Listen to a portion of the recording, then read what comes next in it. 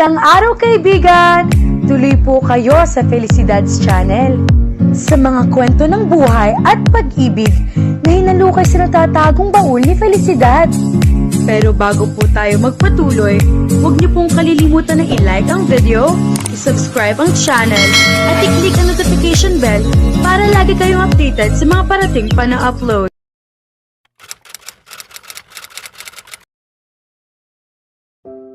Pagkatapos ng halik, sabay kaming lumingon sa karamihan na nakatingin sa amin ng may kuryosidad, paghanga, pagkabigla at ilan naman ay maihalong inggit. Ang ilang mga reporter na kaka-interview lamang sa akin ay nakatayo na ngayon na may dalang kamera at nakatutok sa amin. Ngumiti ako sa kanila at hinila si Crystal ng mahigpit sa kanyang baywang, sabay posing para sa ilang litrato.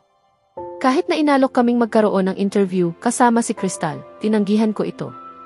Marahil sa ibang pagkakataon. Sa ngayon, ayokong ma-overwhelm si Crystal. Sana nasiyahan na kayo, sabi ko sa kanila na may bahagyang pang-aasar, at nakarinig ako ng ilang tawa bilang tugon. Umiling ako sa kanila at nagtungo sa aking pamilya kasama si Crystal, habang ramdam ko ang mga mata ng lahat sa amin. Diyos ko! Napaka-perpekto ng sandaling iyon, tuwang-tuwa na sabi ni Sarah. Ipinapakita ang litrato namin ni Crystal na kanyang kinunan noong kami ay nasa entablado. Magandang litrato nga. Eksakto. Ang paraan ng iyong pagpapakilala at paghalik kay Crystal ay napakaromantiko at parang panaginip. Hindi ko inakalang ang anak ko ay ganito karomantiko, pabirong sabi ni Mama, kaya't napalingon ako sa kanya. Kamusta ka naman ngayon, Crystal? Mahinahong tanong ni Sarah, at agad kaming lumingon sa kanya. Medyo overwhelmed, sagot ni Crystal na maihalong tawa. Sigurado akong ganoon, natawa si Sarah. Sige na, tama na. Crystal, samahan mo ako, ipakikilala kita sa aking mga kaibigan, sabi ni Mama, hinawakan ang kamay ni Crystal at dinala siya sa ibang lugar kasama si Sarah. Pagkalayo nila, lumapit ang papa ko at dahan-dahang hinaplos ang aking likod. Ikaw ang ipinagmamalaki ko. Magaling na ginawa mo, sabi niya at tumango ako bilang tugon. Bagamat medyo nagmadali ang lahat, sa huli ay sulit naman, sabi ni Ashton at muli akong tumango. Totoo nga, hindi namin planong ibunyag ang pagkakakilanlan ni Crystal sa ganitong maagang paraan, ngunit ang pangyayari 2 araw na ang nakalipas ang nagpagalaw sa aming desisyon. Kaya napagdesisyonan naming mas mainam na ilantad ang pagkakakilanlan ni Crystal kaysa itago ito. Pagbabalik tanaw. Masayang nag-uusap kami ni Crystal tungkol sa ilang bagay nang makatanggap ako ng tawag mula kay Martin. Babalik ako agad, sabi ko kay Crystal bago umalis sa kwarto. Okay. Martin, sagot ko nang tanggapin ang tawag. Ginoo Razon, may kaunting problema po, sabi ni Martin kaya napangisi ako ng bahagya. Nakakainis. Halos araw-araw ay may bagong problemang dumarating. Ano naman ito ngayon? Tanong ko na may halong inis. Mula sa aking mga source, tila sinusubaybayan ng pamilya Ayala si Crystal. Sinusubukan nilang makipag-ugnayan kay Cathy Garcia, ang madrasta ni Crystal. At kung hindi ako nagkakamali, maaaring manipulahin nila si Cathy upang ibunyag ang pagkakakilanlan ni Crystal, o baka gumawa ng mas mapanganib na hakbang, paliwanag ni Martin. Pinaikot ko ang aking mga palad at nagsara ng mata sandali bago huminga ng malalim. Martin, bantayan mong mabuti ang kanilang galaw. Alamin kung sino ang kanilang nakakasalamuha at ano ang kanilang ginagawa. Naiintindihan mo ba? Tanong ko na may mahigpit na tono. Opo, Ginoo, sagot niya. Pagkatapos ng ilang minutong pag-uusap, isinalin ko ang telepono at pumasok sa kwarto ni Crystal. Poprotektahan kita sa anumang panganib, Crystal. Pangako ko. Hay nako, ang tagal mo naman, pabirong sabi ni Crystal, at napangiti ako ng bahagya. Ano ang nangyari? Agad niyang tanong, ngunit ako'y umiling at umupo sa tabi niya. Wala, mahina kong sagot, ngunit hindi siya kumbinsido. Dante, ano ba talaga ang nangyayari? Kitang-kita ko ang iyong pag-aalala, mahinahong sabi niya, at inilagay ang kanyang palad sa aking balikat. Alam mo, maaari mong ibahagi sa akin ang iyong problema, hindi ba? Dagdag niya. Huminga ako ng malalim. Crystal. Tungkol ito sa mga Ayala at pamilya Madison, sabi ko, at pansamantalang natahimik siya sa takot bago muling kumalma. Ano ang tungkol sa kanila? Tanong niya, mahina at mahigpit ang pagkakahawak sa aking mga braso. Sila ay sinusubukang makipag-ugnayan kay Cathy, ang iyong madrasta. Maaaring manipulahin siya upang ibunyag ang iyong pagkakakilanlan bilang aking asawa o bilang kabit ko, sagot ko, at narinig ko ang malakas na huni ng pagkagulat ni Crystal. Ano, tanong niya na may pagkabigla, kaya't niyakap ko siya. Huwag kang mag-alala, Crystal. Binabantayan sila ni Martin. Hindi nila magagawa ang anumang masama sa iyo, sabi ko ng mahina, ngunit may pagdududa pa rin ako. Nananatili kami sa yakap ng bawat isa ng ilang minuto, iniisip ang mga posibleng panganib. Dante, bumulong si Crystal habang lumalayo sa yakap, tumingin sa aking mga mata. Dante, itigil mo ako kung masabi ko ang mali ha? Sabi niya bago huminga ng malalim. Dante, sa tingin ko, panahon na upang ilantad na natin ang aking pagkakakilanlan sa mundo, mahinang sabi niya. Ano ba ang sinasabi mo? Sigaw ko sa pagkagulat, ngunit umiling siya. Dante, pakinggan mo ako. Kung hindi namin ibubunyag ang aking pagkakakilanlan ngayon, may ibang gagawa nito. Maaaring si Madison, ang kanyang pamilya, si Kathy o si Ashley. At kung sila ang magbunyag, hindi nila gagawin ito ng may respeto, siraan nila ako at pati ang iyong reputasyon. Kaya sa tingin ko mas mainam kung tayo na mismo ang magbunyag. Sa ganitong paraan, hindi sila makaka-blackmail sa atin, paliwanag ni Crystal, habang itinaas ang kanyang kilay. At sa paggawa nito, maaari naming direktang parusahan si Ashley sa pananakit sa akin, imbis na hanapin ang kanyang nakaraan para parusahan siya, dagdag niya. Tama nga siya. Araw-araw ay may mga taong nagbabanta sa amin dahil sa kanyang pagkakakilanlan, at kung kami mismo ang maglalantad nito, wala nang makakapag-blackmail sa amin at mag-iisip ng 2 beses bago saktan si Crystal. Pero magiging maayos ka ba pagkatapos nito? Hindi ka ba matatakot na sundan ka ng libu-libong tao at husgahan ang bawat kilos mo? Tanong ko. Hindi ko alam kung ano ang hinaharap para sa akin, Dante, ngunit ang problema sa kasalukuyan ay nangangailangan ng pangmatagalang solusyon. At sa tingin ko, ito lang ang solusyon na naiisip ko, mahinang sabi niya, may ngiti sa labi. Bukod pa rito, ikaw at ang ating pamilya ay nandyan upang protektahan ako. Siguro kakayanin ko, dagdag niya, kaya muling niyakap ko siya. Balik sa kasalukuyan. Pagkatapos ng aming masinsinang pag-uusap, nakipag-usap ako sa buong pamilya. Sa simula, sila inagulat at nagalit dahil hindi namin naipaalam ang mga plano ng ama ni Crystal, ngunit kalaunan ay naunawaan nila at handa nang ibunyag ang pagkakakilanlan ni Crystal. Huminga ako ng malalim at tumingin sa paligid. Nakita ko si Madison na nakatitig kay Crystal. Pinilas ko ang mga kamay ko sa galit at pinilit iwasan ang kanyang tingin. Hindi ko hahayaang sirain ang araw ni Crystal. O Diyos ko, sa wakas, si Crystal. Hindi ko akalain na maipapakita ko na ang aking sarili sa mundo. Hindi ko itinatago, sa una ay medyo kinakabahan ako sa buong proseso, ngunit ngayon ay pakiramdam ko'y magaan at masaya. Nagpasalamat ako kay Dante dahil pinadali niya ang lahat para sa akin. Habang nakikipag-usap ako sa ilang kaibigan ng mama, narinig ko ang pamilyar na tinig na tumatawag sa akin. Paglingon ko, nakita ko si Ginoong Ferrer, ang aking boss, kasama ang ilang katrabaho. Umiti ako at kumaway. Excuse me, sabi ko sa mga babae at lumapit sa aking boss. Crystal, Ginang Razon, hindi po namin alam na asawa ninyo kayo ni Gino o Dante, sabi ng isa sa aking mga katrabaho, at mumiti ako. Hindi ko po nabanggit. Kayo'y aming tinrato bilang karaniwang empleyado lamang, dagdag ng isa pa, na may kaunting tampo. Napangiti ako. Opo, Ginoong Ferrer. Pasensya na po sa pag-aalala kahapon tungkol sa maliit na pagkakamali ko, sabi ko. Huwag niyo pong alalahanin iyon. Isa lang po kayong empleyado at tinutulungan ko lamang kayo. Dapat ako pa ang magpasalamat sa inyo, sabi niya, sabay ngiti. Walang kailangan ng formal na pagtawag sa akin na Ginang Razon. Kaibigan lang tayo, kaya mas mabuting tawagin niyo na lang ako sa pangalan ko, sabi ko at tumango sila bilang tugon. Si Ginoong Ferrer ay umalis na at pumunta kay Papa. Hey, 1 buwan ang nakalipas, narinig namin na naaresto si Madison Ayala dahil sa pagtatangkang saktan ka. Totoo po ba iyon? Tanong ni Trina at tumango ako. Iyang babae, palaging ganoon. Kapag wala ka sa opisina, pumapasok siya at nakakapit kay Gino o Dante kahit hindi siya pinapayagan. Nilalagay niya sa banta ang mga babaeng empleyado na kausap si Gino o Dante, kahit para lang sa trabaho, sabi ni Jessica, at nagulat ako. Talaga? Tanong ko at tumango silang lahat. Napailing ako sa gulat at inisip kung paano niya ginagambala ang mga empleyado. Pero natutuwa ako na ikaw ang asawa ni Ginoo Dante, hindi yung plastic na Barbie doll, bati ni Trina at sabay tawa kaming lahat. Anyway, paano kayo nagkakilala ni Ginoo Dante? Tanong ni Trina, excited. Sa isang kasal, mabilis kong sagot at napalingon ako sa sarili kong sagot. Sa kasal? Nagulat si Trina. Oo, sa isang mutual na kaibigan, 2 taon na ang nakalipas. Doon kami unang nagkita at nagsimula ang aming relasyon, paliwanag ko at tumango sila. Tumango rin ako sa kanila at huminga ng malalim. Iyan ang tunog ng isang kagiliw-giliw na kwento.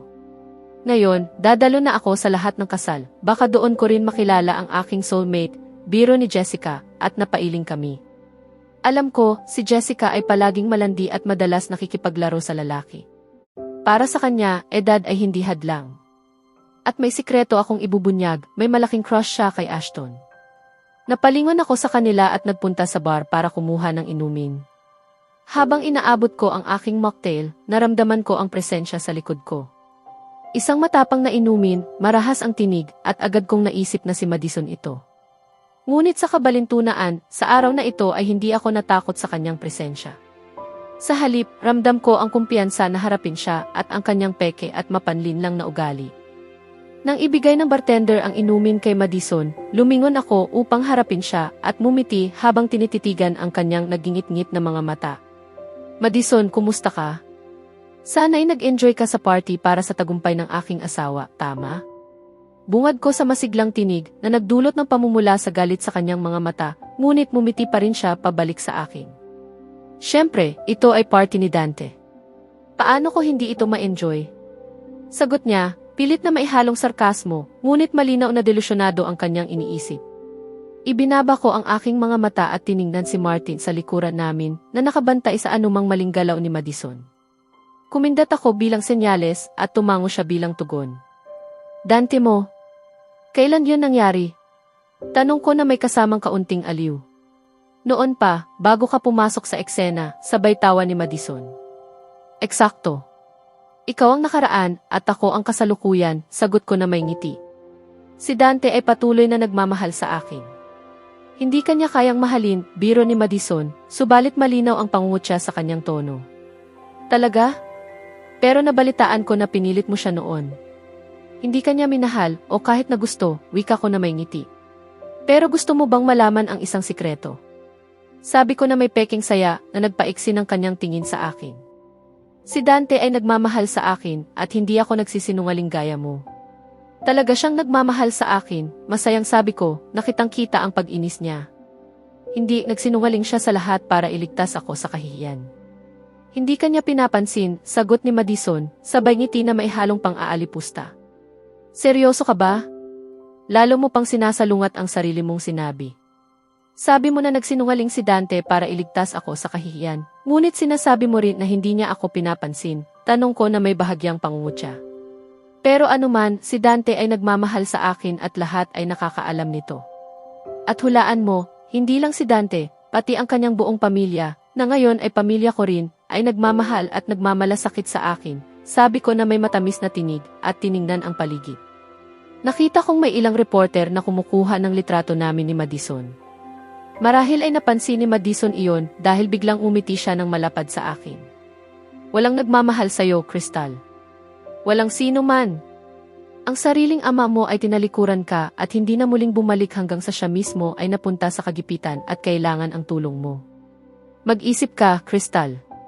Kung ang sariling ama mo ay hindi nagmamahal sa'yo, paano pa kaya ang iba? Lahat ng pagmamahal nila ay peke lamang para sa reputasyon. Pag naging maayos ang lahat, aalisin ka nila sa buhay nila. Wala ka, Crystal, isang pabigat lamang, sambit ni Madison na may malapad na ngiti. Natawa ako sa kanya. Paano ka magiging delusyonado, Madison? Anong mundo ang ginagalawan mo na hindi mo nakikita ang katotohanan? Tinatanggap ko na hindi ako mahal o pinapahalagahan ng aking ama, pero si Dante at ang kanyang pamilya ay tunay na nagmamahal sa akin. Makikita ang pagmamahal nila sa mga mata nila. Bulag ka kung hindi mo nakikita iyon, wika ko na may aliw. Siguro panahon na rin para seryosohin mong kumuha ng propesyonal na tulong, dagdag ko ng banayad. Alam kong mahal ang profesional na tulong, at ngayon na parang naubos ang pera ng pamilya mo, baka hindi mo ito kayang makuha. Pero huwag kang mag-alala, hihilingin ko sa aking biyanang babae na magbigay ng tulong para sa iyo. Mahilig siya sa charity at laging tumutulong sa nangangailangan. Bagamat hindi kanya gusto at baka tumanggi, kung ako ang maghihiling, hindi siya tatanggi dahil mahal niya ako, sabi ko na may ngiti habang nakikita ang pangingimkim ng panga ni Madison. Pero dati, hindi kanya gusto, di ba? Pero hindi natin siya masisisi ngayon, tama, dagdag ko na may pabirong kilay. Isang araw, pagsisisihan mo ang pagsalungat sa akin, Crystal, sabi ni Madison ng mabagal ngunit may banta. Ang katotohanan, wala kang posisyon na banta sa akin, Madison, sagot ko ng kalmado. Noong nakaraan, sinubukan mo at ng pamilya mong saktan ako, pero heto ako ngayon, binibigyan ka ng munting babala. Lumayo ka sa akin. Kung susubukan mong saktan o siraan ako, pagsisisihan mo at ipinapangako ko, hindi mo magugustuhan, sabi niya, ngunit may reporter na lumapit upang makinig sa aming usapan. Umiti ako ng malapad kay Madison at lumakad patungo kay Sarah. Anong nangyari? Ano ang sinasabi niya? Tanong ni Sarah agad paglapit ko. Wala, gaya ng dati niyang kalokohan, sagot ko, sabay lingon ng ulo. Ang babaeng iyon. Sarah, okay lang. Hayaan mo na, pigil ko siya, at nagbigay siya ng mahabang tingin bago ngumiti sa akin. Hindi nagtagal, abala na kami sa mga chismis, nang biglang may humarang sa akin. Tumingin ako at nakita si Dante na may kaakit-akit ng ngiti. Sumasayaw ka ba? Tanong niya na nagtulak sa akin na bahagyang mamula ngunit tumango. Aw, ang cute ninyong magkasintahan, narinig kong bati ni Sarah, ngunit hindi ko siya nakita dahil mabilis akong dinala ni Dante sa dance floor. Nakatayo kami sa gitna ng dance floor kung saan may mga magkasintahan ng sumasayaw. Inilagay ni Dante ang mga kamay sa aking baywang habang inilagay ko naman ang kamay ko sa kanyang balikat at dahan-dahang sumayaw. Ang ganda mo, bulong ni Dante na nagpaumang blush sa akin. Salamat, at ikaw, napakadashing mo, sagot ko ng banayad at ngumiti siya, hinila ako ng mas malapit. Talaga? Tanong niya na may ngiti at tumango ako. Ngumiti siya sa akin, hinalikan ang aking noo ng malumanay at hinaplos ang aking baywang. Sana hindi ka natatakot, tanong niya ng may pag-aalala at ako'y tumango. Hindi, maayos ang lahat. Salamat sa pagiging kasama ko, wika ko na masaya at tumango siya. Natutuwa akong hindi ka natatakot. Naalala ko noon kay Sarah, sobrang kinakabahan at natatakot siya sa lahat. Hindi niya alam kung ano ang sasabihin, wika ni Dante ng banayad at ako'y tumango. Ngunit ngayon, sanay na siya sa lahat, dagdag niya ng maikli. Nakikita ko, wika ko, sabay tawa nang makita sina Sarah at Ashton na sumasayaw sa likuran ni Dante. Biglang iniikot niya ako at nakaharap sa kanya ang aking likod. Niyakap niya ako mula sa likuran at nagpatuloy sa sayaw. Di nagtagal, natapos ang kanta. Naglakad kami patungo sa kanyang mga magulang na nakatingin at nakangiti. Mga anak ko, sigaw ni Mama ng dramatiko at niyakap kami ni Dante at sabay kaming tumawa. Ang galing ninyo sa sayawan, sabi ni Mama matapos ang yakap. Oo, at oras na para sa interview, sabi ni Papa na nagdulot ng kaba sa akin. Interview? Tanong ko at tumango siya. Crystal, alam kong sobra ito para sa'yo, pero kailangan ninyong dalawa. Kung hindi, patuloy ang mga maling balita tungkol sa relasyon ninyo, wika niya ng mahinahon. Tumingin ako kay Dante na nakatingin sa akin, naghihintay ng aking pagsang-ayon. Pero paano kung magkamali ako? Tanong ko ng mabagal. Huwag kang mag-alala. Nagtitiwala kaming lahat sa'yo. At si Dante ay nariyan para protektahan ka, sabi ni Papa. Sana maintindihan mo, Crystal. Mahalaga ito, kaya pinipilit kita, wika niya ng mahigpit. Sumuko ako sa huli at tumango. Sige, wika ko. Tinawag ni Papa si Gino O'Ferrer upang ayusin ang press conference. Samantala, lumingon ako kay Dante at ipinaliwanag ang maliit na kasinungalingan tungkol sa aming unang pagkikita na pinayagan ko sa harap ng aking mga kasamahan. Tumango siya bilang tugon. Una sa lahat, congratulations Ginang at Gino Orazon sa inyong kasal, bati ng isang reporter at kami tumango. Kailan at saan kayo unang nagkita? Tanong ng isa na nakatuon sa akin. Napabuntong hininga ako at sinabi ang kasinungalingang sinabi ko sa mga kasamahan. Nagkita kami sa kasal ng aming magkakaibigang kakilala 2 taon na ang nakalipas, sabi ko ng may ngiti.